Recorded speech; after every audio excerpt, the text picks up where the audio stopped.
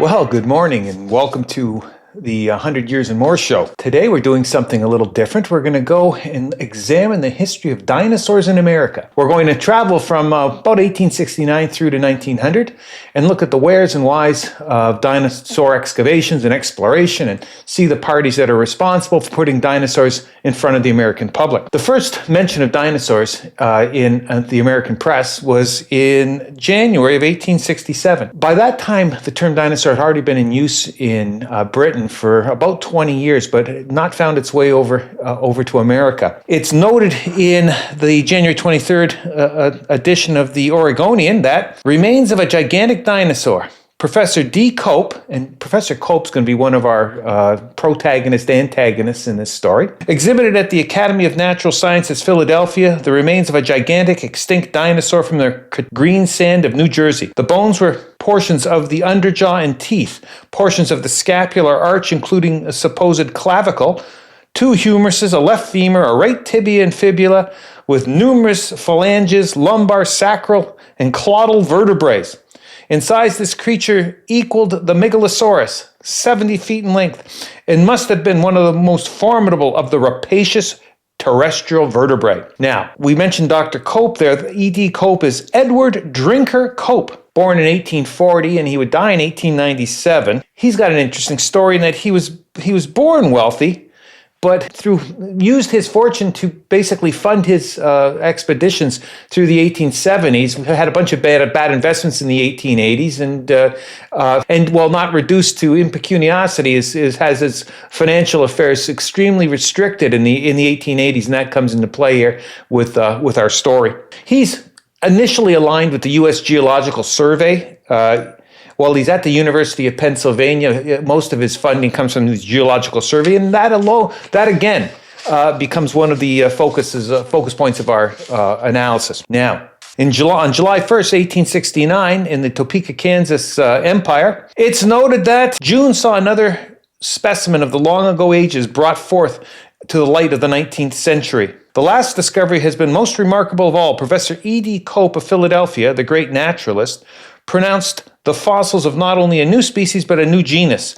It was a huge monster, resembling both the serpent and the lizard, with immense paddles, which propelled it with prodigious speed. Sounds like they had this on their hands there. The bones were found in the plains near the present terminus of the Kansas Pacific Railway, and they are perfectly petrified. After the skeleton has been properly put together by the Philadelphia savants, we have the following project in view: to place the monster frame in our museum and side by side hang a photo of Old Burnett, a Potawatomi chief living in Topeka. The two views will illustrate the past and the present of Kansas. We not only have big fossils, but we have big men, big crops, big game, big fish, and big rains. We do nothing by halves. Very optimistic view of the country at that point in time. Now, that expedition took place in western Kansas in 1869. Do you know who else was out in western Kansas in the summer of 1869? Well, no one other than J.B. Hickok, Wild Bill Hickok. What you have to realize is that these gentlemen that are doing this research and going on these expeditions are going out into the true Wild West. This is the West of Western movies. Here's what Wild Bill got into during the summer of 1869. Headline: Wild Bill preserves order in his own inimitable way. About 12 o'clock last night, a difficulty occurred in this place at the house of John Biddles between a party of roughs and the proprietor. Policemen Hickok and Ranahan interfered. Good term, interfered. Interfered to keep order when remarks were made against Hickok, Wild Bill. Probably not a judicious thing to do. In his efforts to preserve order in his own inimitable way, Samuel Stringham was shot through the head by him and instantly killed. What are the ramifications of that? Justice Joyce held an inquest on the body today, 6 well-known citizens being selected for jurymen. The evidence in 1 or 2 instances was very contradictory. However, the jury returned a verdict of the effect that Samuel Stringham came to the end from a pistol wound to the head at the hands of J.B. Hickok, and that the shooting of said Stringham was justifiable. Well, how could it be anything but justifiable? It's Wild Bill Hick playing out the role of a marshal in the state of Kansas. Little things like dangerous men and dangerous times aren't going to stop archaeologists and paleontologists from going on their appointed expeditions. So On July 4th, 1870, headline, another scientific expedition to the Rocky Mountain region. A scientific expedition under the command of Professor O.C. Marsh of Yale College, and he's the other antagonist in our story here. Professor Marsh, he's kind of the opposite. Professor Marsh was born impecunious, but he had a rich uncle. How rich was Uncle Peabody? Uncle Peabody was so rich that at the urging of his nephew, he established and paid for the Peabody Museum of Natural History at Yale University and appointed his nephew, O.C. Marsh, to be the curator. He also paid for O.C. Marsh's education, where he attended the Phillips Academy. Do you know who else attended the Phillips Academy over time? Well, President Bush and his son, President Bush, Edgar Rice Burroughs, the Tarzan man, Oliver Wendell Holmes, the judge, Frederick Law Olmsted, the landscape architect, Humphrey Bogart, Jack Lemmon, Bill Belichick, and if you know Bill Belichick, you probably know his friend Ernie. Ernie attended the Phillips Academy as well. And the one person who didn't attend the Phillips Academy was you, with almost no exceptions. Now, in going out west, you had to equip yourself for the hazards expected.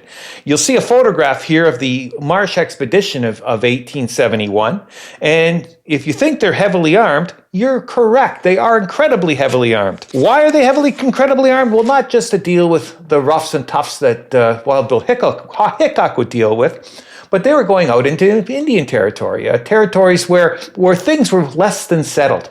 Remember, we're actually 5 years before General Custer and the Little Bighorn, and we're going into the same area here in order to explore for fossils. Also, there had just completed in 1868 they had just completed in 1868 the 2-year Red Cloud War of the Lakota, and he had allied himself with the Cheyenne and Arapaho in fighting the U.S. cavalry. Red Cloud himself is an interesting character and worthy of study. There's an article here from the Gold Hill Daily News, Gold Hill, Nevada, Friday, March 8th, 1867. It states, so much interest is centered on the upcoming Indian campaign, and so little is really known of the Northern Indians that a sketch of their daring and able leaders may not be amiss.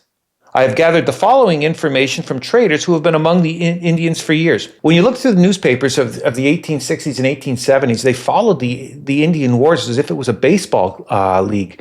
There were almost daily reports in most of the major papers of the comings and goings from one fort to another, and reports of the skirmishes and battles would appear in Eastern newspapers within 2 days of the actual event. Well, Red Cloud, for whom the war is named, was a young chief of the Sioux. Well, they say Sioux, but it turns out he's a Lakota. And in his struggle for a leadership of the tribe, it was noted that at first the reputation of Spotted Tail as a warrior and a wise man, and his authority as principal chief of the Sioux gave him a tremendous advantage over Red Cloud.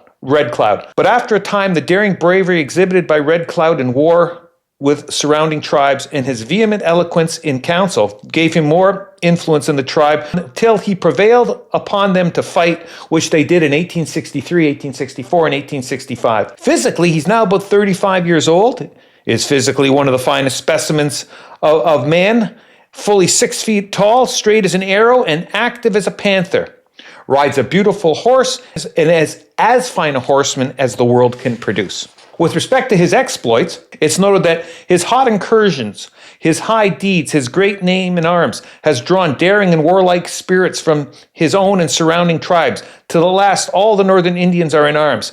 Such is the character given by the mountaineers to Red Cloud, the Pontiac of the plains. That's about as high a compliment as you can pay someone if you know your Pontiac history here. The Red Cloud War was not without major battles, the most important of which was known as the Fetterman Fight. In this action, in response to an incursion by Native Americans, the cavalry dispatched from Fort Laramie, Brevet Lieutenant Colonel Fetterman, Captain Brown, and Lieutenant Grammond, with 90 enlisted men. Nothing more was heard from them until a party went out from the fort and found them at a distance of about 4 miles, lying dead. Colonel Fetterman and his entire command having been massacred by the Indians. It was noted that 91 enlisted men of the 2nd Cavalry and 18th Infantry were surrounded by the Indians and every officer and man killed. Traveling the plains in the late 1860s was an extremely hazardous thing to do.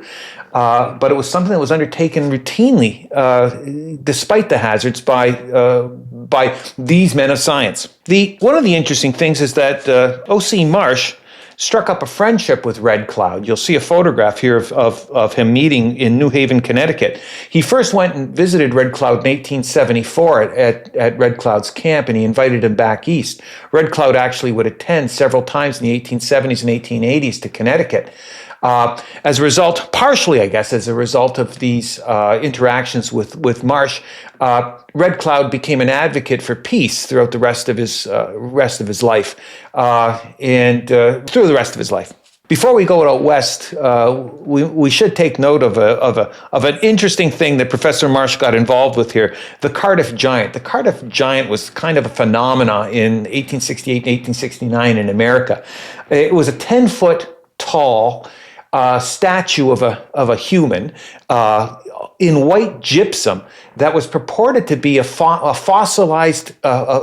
fossilized giant from goodness knows when. Professor Marsh was asked to comment upon it, and in the Greenfield, Massachusetts record of December 6, 1869, it was stated, Professor O.C. Marsh of Yale College has made a careful examination of the Onondaga stone image and declares that it is of very recent origin and a most decided humbug. He states that after exposure to water, there should have been no obvious tool marks, as gypsum is soluble in water. And a very short exposure of the statue to the locality of Cardiff would suffice to obliterate all traces of tool marks and also to roughen the polished surface. But these are both quite perfect, and hence the giant must have been very recently buried where discovered. So Professor Marsh helped repudiate the authenticity of the Cardiff Giant. Now, it's 1871 and off they go again. New discoveries of fossil remains. Professor O.C. Marsh of Yale College has just returned from an exploration to the mountains of Utah where he discovered what was the bed of an immense lake where reptiles seemed to have reigned supreme. Crocodiles, tortoises, lizards, serpents, and fishes swam in the lake, while tapir-like animals lived on its shore. These fossil remains still exist in the greatest abundance, consisting of the remains of animals now extinct. The newspaper, though, adds a little jingoistic ending to their story. The explorations made in the far west by scientific men within the last 5 years show that North America is the most interesting spot on the globe for the study of geology. It's jingoistic, but it's probably true at the time. The only other place you could go and find equally interesting thing was probably Central Asia, and that was a little bit inaccessible in the late 1860s before the advent of motorized vehicles. Now, in August of 1871, the Kansas State Record states, Professor O.C. Marsh of Yale College left Fort Wallace day before yesterday for a trip through the country on a scientific tour. He's accompanied by 27 other gentlemen, so it's a large group of people, and is escorted by 15 United States soldiers, giving you an indication of how the risks were evaluated at that time. The party have 5 six-mule teams furnished by the government. The professor is hunting the remains of animals of a former age to take to Old Yale. Already referred to as Old Yale, even in 1870. About 10 days ago, we found on Henshaw Creek in Ellis County the fossilized remains of a bat whose wings from tip to tip were 60 feet. Obviously a pterodactyl of some type. This bat was found under a rock formation that the professor says showed that it was at least 1 million years since it was alive. I don't have any idea how he would have done that dating other than just thumbing it.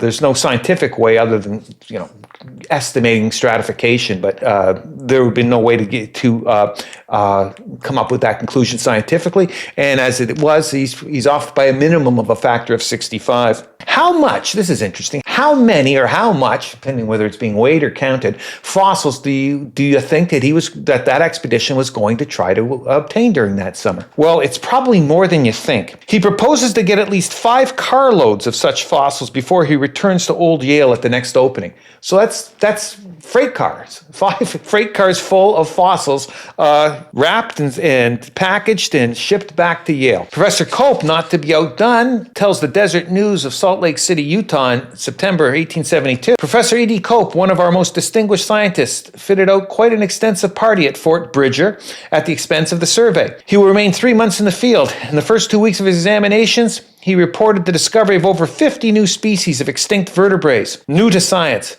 He will close the season's work by an examination of the celebrated Kansas bone deposits, those again in western Kansas. The results of his labors will be immense to geology, paleontology, and to natural history generally. Well, once you've got the fossils back, you have to do something with them. And so Professor Cope tells the Manhattan Republic that last week, Professor E.D. Cope of Philadelphia spent 2 days at the college examining fossils collected this past season on the Solomon River. The fossils were collected by Professor Mudge and students, and that's kind of the way it goes on most of the time. Cope and Marsh will occasionally attend these long-range expeditions, but for the most part are sending other trained paleontologists along with students to do all the work. They'll then classify everything once he gets back to the university and, of course, take credit for the finds. It's noted here, and this is the beginning of our feud between Professors Cope and Marsh. The fossils come in from the U.S. Geological Survey through Professor Mudge and his students. However, quote, Professor O.C. Marsh of Yale College also recently called to see the collection.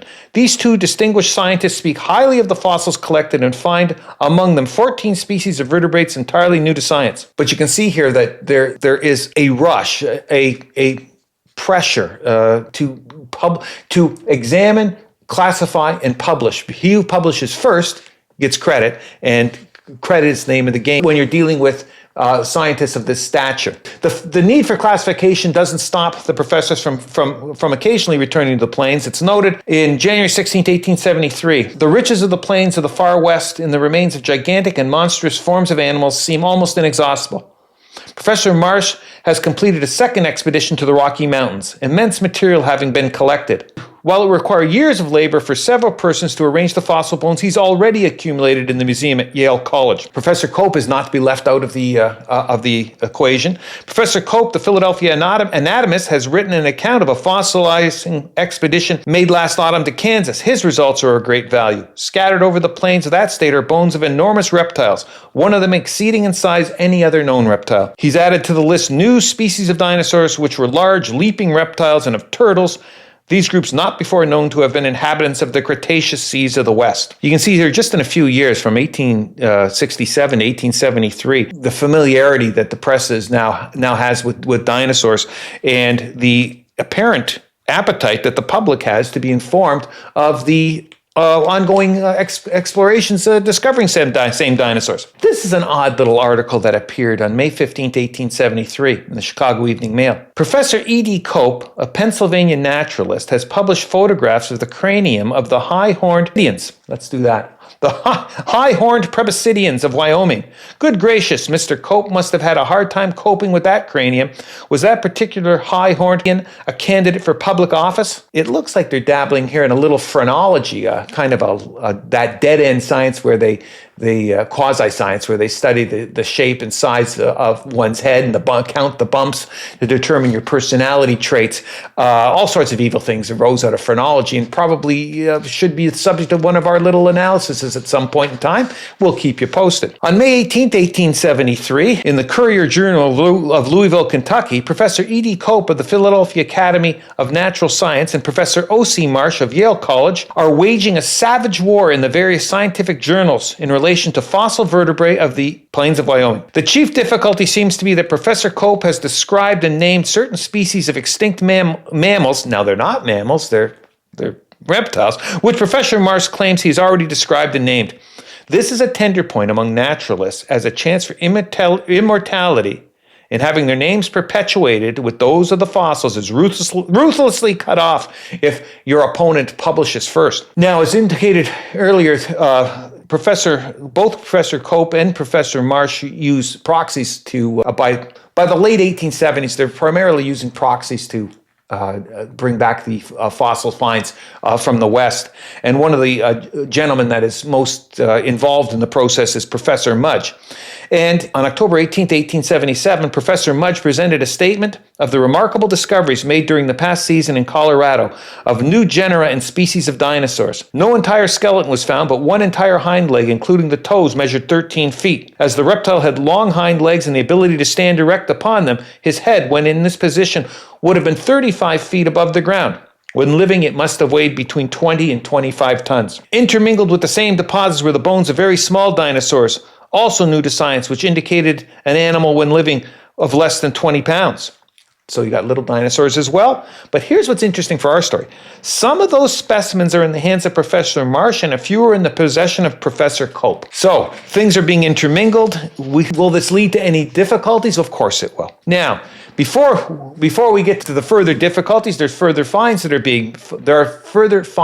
being made. Professor Marsh of Yale has been finding more toothed birds among the Wyoming and Colorado fossils, beside the petrified remains of 300 or 400 dinosaurs. Now get a load of this analysis here.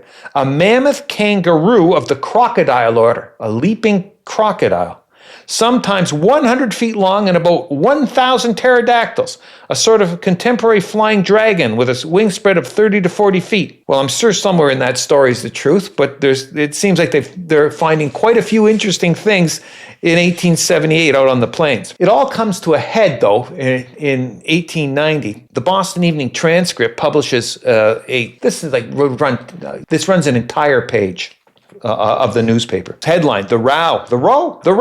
Headline, The Row Amongst Geologists. The New York Herald for the past few days has kindled into full blaze and brought before the public a quarrel between two of America's greatest scientists, Professor O.C. Marsh, president of the National Academy of Sciences and a professor at Yale, and Professor E.D. Cope, reputed the most learned man in vertebrate paleontology. Well, they've certainly credentialized the opponents, and well, we won't say that. Let's just do this. Well, let's see what the row is all about. For many years, there has been tensions, as diplomats say, between these gentlemen, arising from both being engaged at about the same time in discovering and studying fossils in the northwestern states. Each was rushing his discoveries and works into print as fast as possible to claim the glory of originality and priority. At this point in time, I don't know that there's much money in any of this. Today, fossils can bring incredible sums, but I'm not sure that fossils at that point in time had any significant monetary value. Each was rushing discoveries and working to print as fast as possible to claim the glory of originality and priority. Then came a series of accusations of false dates and wrong statements, which so quickly became personal that in June 1873, the editor of American Naturalist, the organ of scientific discovery, refused to publish further articles from their pens. These fellows just grew to hate each other. What brought this all to a head in 1890? The present tempest arose from an order received from the Secretary of the Interior for Professor Cope to turn over his collections to the National Museum of Washington. And Professor Cope didn't like that. Why did the National Museum at Washington want Professor Cope to turn over his specimens? Well, as I indicated earlier, Professor Cope was largely funded by the U.S. Geological Survey. However, Professor Cope would fund from his own pocket certain aspects of the expeditions, and he would keep a certain percentage of the fossils. The U.S. Geological Survey and the National Museum eventually learned of the practice and thought that as they believed they were paying for the entirety of the expedition, that they were entitled to the entirety of the fossil hoard. Professor Cope replied, "I have no more than a bushel of specimens belonging to the government, and to these it is welcome. The fact that I sent out my own exploring parties and secured my collections at an expense of about $80,000, well, that's $2.4 million today, of my own money, to say nothing of the value of the time I have expended upon them. The object of this absurd order to place my collection in the National Museum is to gain control of them so that my work may be postponed until it has been done by Professor Marsh of Yale."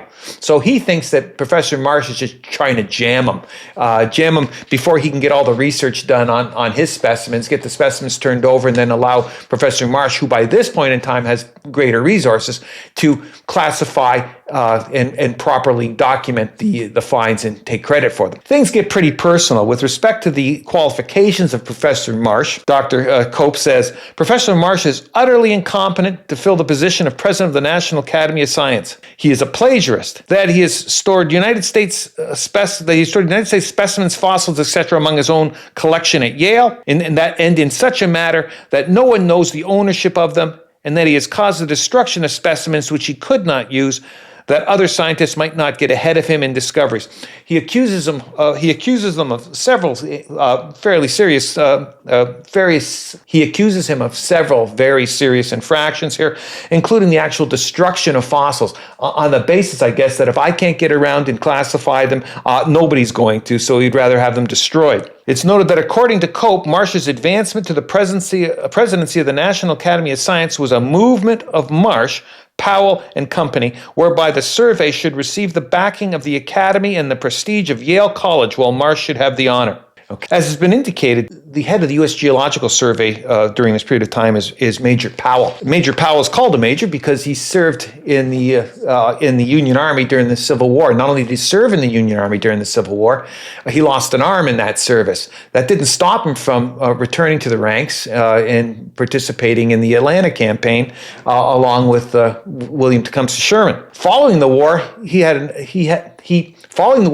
went to work with the Geological Survey and was the leader of the expedition that went down after the war, he went to work with Geological Survey and was the leader of the first expedition to go down the Colorado River through the Grand Canyon. They did that by way of basically large rowboats in some of the most dangerous whitewater in America. That he was a man of some competence is not questioned, except by Professor Cope, who questions everything about the motives and actions of Major Powell. Now, Professor Cope had some evidence backing up his accusations against Professor Marsh with respect to the plagiarism.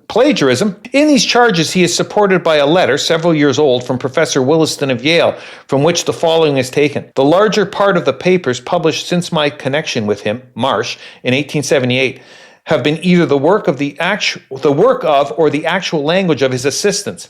At least I can positively assert that papers have been published on dinosaurs which were chiefly written by me and which credit was given to Marsh. Professor Cope got Professor Meyer, a one-time assistant of Marsh at Yale, to go on the record and say, Professor Marsh performs very little. I might say almost no scientific work, at least in later years. The main part of his work is done by assistants. It is not allowed to assistants of Professor Marsh to publish under their own names any materials concerning the government collections of fossils, even that which Professor Marsh has no intention to work upon. Further, Cope goes on to state Marsh distinguished himself by an open theft some years ago. He listed an address by Professor Cope before the National Academy of Sciences on the Permian reptiles. He took notes, and as soon as the address was completed, he hurried to New Haven and held back the Journal of Science until he could print and bring out the discoveries announced by Cope as his own. In science, priority of discovery is secured by first publication. It is in this manner that Professor Marsh has won his laurels as a scientist. I can testify that Professor Marsh is wholly incompetent as a paleontologist. His last book is a pure plagiarism. It has but one idea in it, and that was stolen from Professor Cope. These are the most serious, heinous academic charges that I've ever seen. Any of the minor plagiarisms that the people are losing their jobs for nowadays pale in comparison to what these accusations allege. That, of course, is if any of this is true. As for the U.S. Geological Series, Major Powell's not buying it. Major Powell recognizes that in a large operation such as one being run by Professor Marsh, that you're of necessity going to have multiple assistants, and that in putting together the catalogs for publication, you're going to have to delegate a lot of that work, and that the work a lot of the final work is going to be the product of those assistants, but it's going to be compiled, edited, and finally published by the professor in charge, that being Professor Marsh, and he doesn't find any merit in the charges of Professor Cope. But then again, he's a pretty good friend of Professor Marsh. Finally, the newspaper opines at the conclusion of their article that, quote, the opinion of scientific men seems to be pretty evenly divided. There is a feeling that Cope's grievances are not wholly unfounded, but that he is actuated also by a jealousy and a desire to stand in Professor Marsh's shoes. What seems to happen here, if you really read through this, is that they were once really good friends, and the friendship went south because of their equal ambition.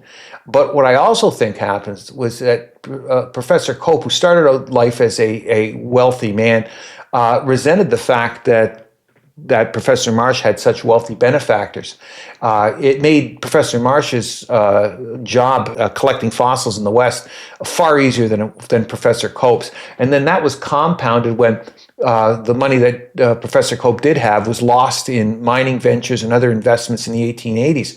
It looks like it rendered him a really bitter man, but that shouldn't throw any shade on Professor Cope's accomplishments. And in a couple of concluding articles here, one from the Boston Evening Transcript of October 3rd, 1891, headline, "The Monsters of Our Past Ages, Uncle Sam's Wonderful Collection of Gigantic Reptiles, Mammals, and Birds." They first deal with the article first deals with Professor Marsh's collection, where it's noted, "Of giant lizards alone, United States paleontologist Marsh has stored away in New Haven enough to half fill the Smithsonian's great buildings with their skeletons. Inasmuch as they run all the way from 25 to 90 feet in length, some of these specimens having weighed as much in life as 30 tons, they take up a good deal of room." But the article goes on and gives credit where credit is due, and says, "The American Museum of Natural History has no dinosaur bones of its own." So, that's the story of dinosaurs in America in the late 19th century. But before we go, I was just thinking here on a totally unrelated matter. I like to set it to Negroni time, and by that I mean the cocktail. Negroni. Well, when I first started drinking Negronis 20 years ago, they were virtually unknown. The only bartenders that would be able to mix a Negroni off the top of their head were someone at a fine hotel bar or a dedicated cocktail bar. It just wasn't a drink that's out there. Now, everybody drinks Negronis. It's just a thing you do. But I think at this point, too many people are drinking Negronis, at least in the wrong seasons. The Negroni is a wonderful summer drink. If the temperature is above 75 degrees, there is no finer drink. The bite of the gin, along with the bitterness of the Campari, are a perfect complement to a hot summer day. However, in the winter, it seems a little out of place, just like drinking a gin and tonic would seem out of place in the winter. What you can do, however, is go for the Boulevardier. The Boulevardier is the Negroni, but substituting brown spirit whiskey for the clear spirit gin. It renders the drink entirely different and much more palatable in cold weather. So when autumn comes by and the temperature drops below 74 degrees, it's a perfect complement. Now, down south, you might only have 3 months of, in say Charleston, South Carolina, you may only get 3 months of Boulevardier weather. But up here, we get a good 6-7 months of Boulevardier weather. And it forms a perfect complement to Negroni. That's got nothing to do with dinosaurs, but everything to do with having a fun life. Hang in there, everybody. We'll see you next week on another edition of the 100 Year and More Show. Have a great day.